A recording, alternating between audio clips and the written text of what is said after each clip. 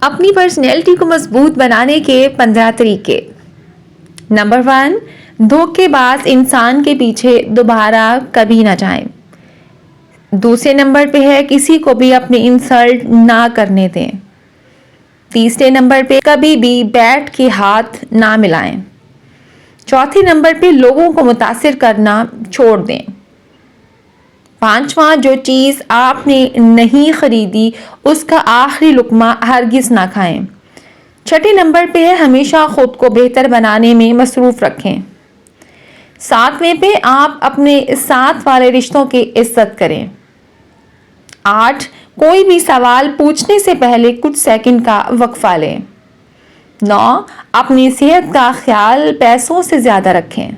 10، عورت کے پیچھے مت بھاگیں۔